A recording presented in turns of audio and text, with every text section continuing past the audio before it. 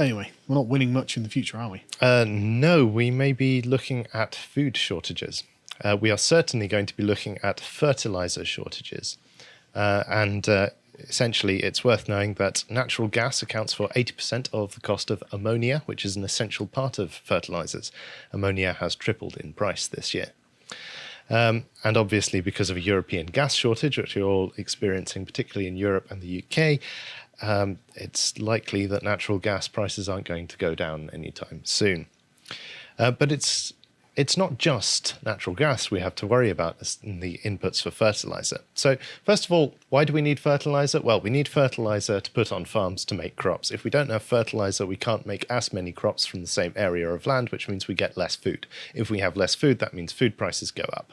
It's fairly simple. Yeah, you don't have to be any kind of supply chain or agricultural expert to understand this. Yeah, and if the amount of food reduces by enough, then there isn't enough food to go around once you account for waste and people starve, and that's how you get famines. Who is it that said that any society is only 3 meals away from revolution? I don't know that quote. But that's, I think, a true quote. You know, if people go without 3 meals, then they're going to revolt. I think that's true. Well, apparently not in the North Korean case, but good point. But we shall get into it. So let's discuss the other inputs into fertilizer. So there's things like phosphates and potash, which are also rising in price. The natural gas price increases and shortages affect the nitrogen-based components of farmers' fertilizers, but there are now also significant price increases in other principal mineral fertilizers, such as phosphate and potash, along with sulfur, the Financial Times reports. Europe imports most of these raw materials, along with an increasing proportion of its natural gas. So these are imported, not produced. Foreign producers, though, have been limiting exports this year to support their domestic agriculture. China, which is the world's largest phosphate producer, suspended or severely limited exports of phosphate-rich fertilizers starting in late July. These cuts are expected to last until June next year. Right, so China is dictating this? Partially. They are one piece of quite a But a large piece, right? A large piece when it comes to phosphates, yes. But arguably one of the reasons they have to do this is because they have essentially stopped importing coal from Australia, so that's having knock-on effects on what they're using for energy, and so it's not just they stopped importing it, is it? The Australians sanctioned them, didn't they? No, I believe the Chinese sanctioned the Australians. Yeah, but in response, the Australians refused to send them coal or something like that. I believe the sanction was the coal from the Chinese side. I would have to. So but it's been well, there's a bit of a football there because China essentially turned away these coal imports, having heard from their chiefs of economy that everything would be fine, and everything was not fine because they did not have enough coal. So this has caused huge ramifications to China's manufacturing. Didn't they have blackouts and things like that? Yes, they've had rolling blackouts in parts of the country. Yeah. Now, China's economy is going to be fine. It's just if you're working in the rural or outlying areas and you're having to put up with these shortages. But that's a whole other topic which we could go into. Yeah. But it's not just China, though. Russia has announced restrictions on nitrogen and phosphate fertilizer exports for 6 months, effective from December the 1st. This, in effect, subsidizes domestic farms, which both reduces the domestic prices of food and supports Russia's grain exports. So essentially, in the face of a global fertilizer shortage and shortage of inputs to fertilizer, these countries are doing the geostrategically sensible thing of securing their own food supplies first. Yes. And that's going to have knock-on effects for big food importers or fertilizer importers like Europe. This is not the end of fertilizer trade restrictions that will affect Europe. Up to now, EU trade sanctions on the Lukashenko regime in Belarus have not included the higher grades of potash from the mines owned by Belaruskali, Belarus's state monopoly. On December the 8th, though, delayed US sanctions on Belarus kick in, which are intended to cut off nearly all its potash exports, about a fifth of the world's supply. Sorry, we're cutting their exports off to spite them? Yes. And this is going to create food shortages in Europe and potentially elsewhere. Yes. God, we're stupid. I know. I know. But the problem is, this is a US sanction on Belarus. The US does not give two hoots about potash exports. They presumably have their own It's a sources. massive country. Of course, they're going to produce their own. Europe, on the other hand, is quite heavily reliant on these. So this is one of those US sanctions which is probably worse for Europe than it is for Belarus. But it is going to be bad for Belarus if they can't find anywhere to smuggle their potash out of. Sure. So but then once we're starving, maybe they'll just be like, so are you gonna take it anyway? And are we going to charge you extra? Possibly.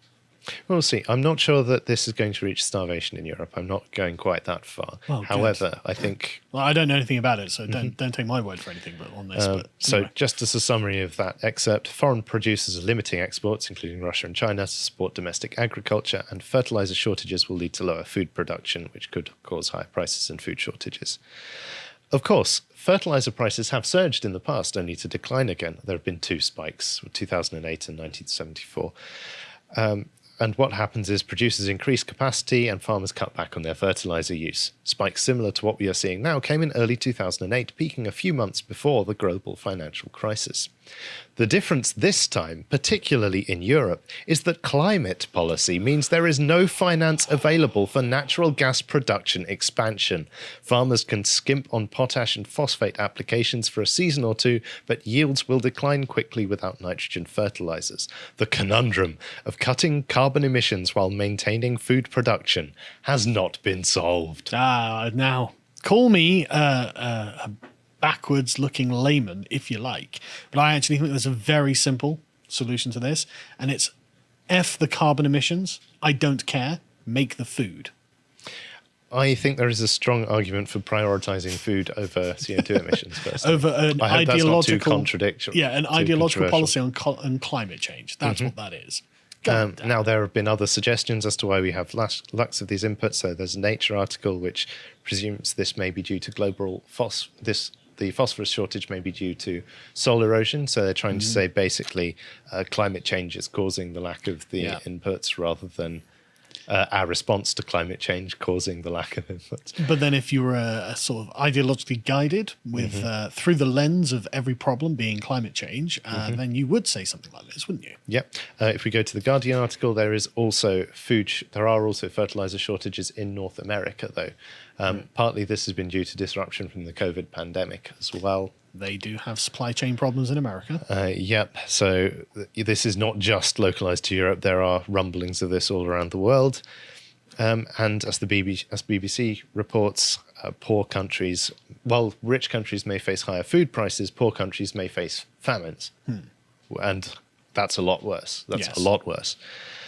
So why don't we have any of these fertilizers? Well, I had to think about this, and it occurred to me that we're using a lot of fertilizers on biofuels. Oh, right. And so I did some research on this. So algae are reasonably economical in terms of fertilizer use, but would require 15 million metric tons of nitrogen and 2 million metric tons of phosphorus just to meet the needs of 5% of the US transportation fuel market. The use of nitrogen fertilizer amount to 100 million metric tons per year, which means that meeting only a small fraction of fuel needs in the US through biofuels would require 15% of all the fertilizer produced in a year. So this is, again, an ideological drive because of climate change. Biofuels are a notorious waste of time, money and resources, although you can make arguments for them. So when you have absolute plenitude of things like fertilizer and crop growing space and all of these things. You can afford to waste things. All of these things which which people are trying to persuade us that we don't have. Yeah. Then biofuels look like a good option. But when fertilizer is expensive or land usage is at a premium, biofuels look pretty bad. America has this renewable fuel standard, which mandates that up to 10% of commercial fuels must be renewable or can be renewables-derived ethanol, and they demand 36 billion gallons of renewable fuels by 2022. That's a lot of biofuels. And again, this isn't market demand or anything. This is an ideological imposition on the market by people who think they're doing good. Yeah, by politicians. Say our fuel needs to have more plants in it because it sounds green. Yes. Without realizing they're creating a catastrophic knock-on effect for the rest of the global economy, which affects the food security of billions of people. I mean, I'm getting distinct Lysenkoist vibes here. We go to the Guardian article. This is a 2013 article, very pro-biofuels. Slap on a carbon tax too. Why not? Bit of authoritarianism, and we can solve climate change. Job done. Yes. If we tax you enough, the climate will be fine. I believe it. In 2013 as well, the breakdown of land use, if we go to the next one, was about 36% for animal feed, 55% for crops, and 9% for biofuel. That will be significantly larger at the moment. So we're using at least 10% of our available land for biofuels, and at the time we may be facing global fertilizer shortages. That's not a good look. No, this is ridiculous. And then there's a handy visualization from the next slide, which shows that Europe, India, and China have the most intensive use of nitrogen-based fertilizer in the world, along with Pakistan, Egypt, Colombia, and Vietnam, per hectare of cropland. So I'm going to make a bold prediction off the back of this. So I think fertilizer shortages will cause food shortages. It seems like a logically sound inference to make. I also think that you then have to interpret that through the ideological lens of the media, which is going to say that we'll have food shortages because we're using too much land for animal feed. And this will be used to justify reducing your meat consumption.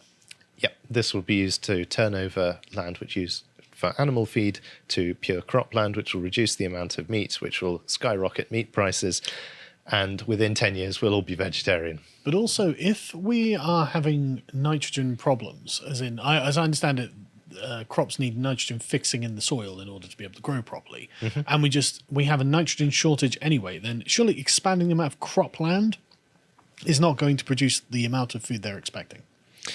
Well, it depends on it's a complicated puzzle. There are lots of components.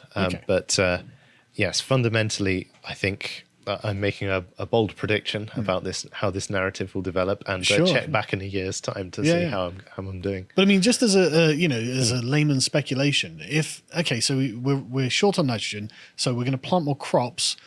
Why not make that pasture land for animals? It's quite I should probably do a full podcast on this because I don't want to talk about it off the top of my head, because there's a lot to go into when you're talking about food security and nutrition and crops and things. But yeah. And finally, just to close on a classic celebrity hysteria at the end there, Kate Blanchett, we need to be effing scared and demand change about climate change.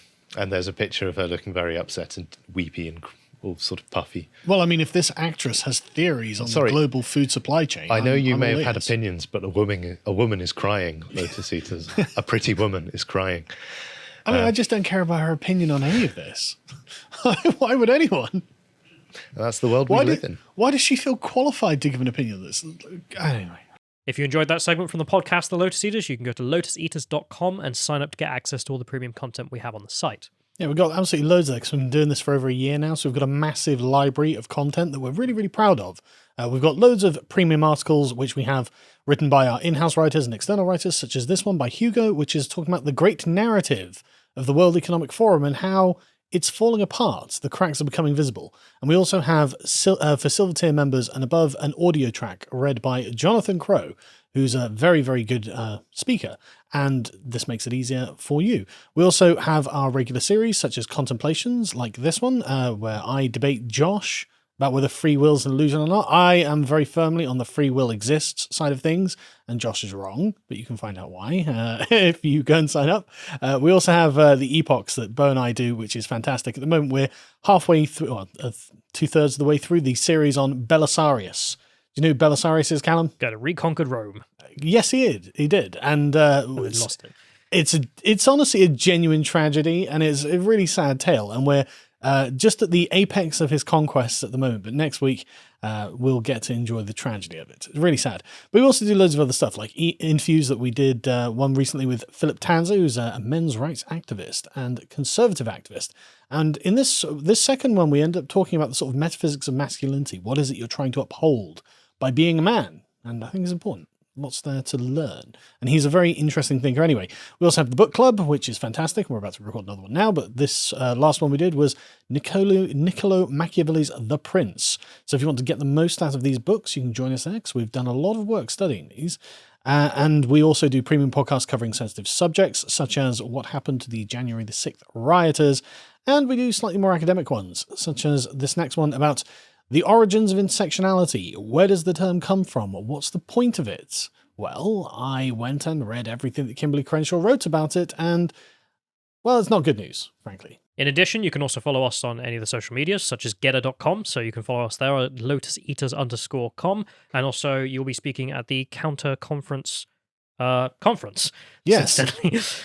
The Counter Conference at the London O2 on December the 8th. Yes. I'm going to be speaking on a panel with Jason Miller, Lawrence Fox, and a few others. It's going to be fantastic, so come down and see us there. Anyway, if you'd like to get access to all that premium content or follow everything we do, please sign up at lotuseaters.com. Thank you and goodbye.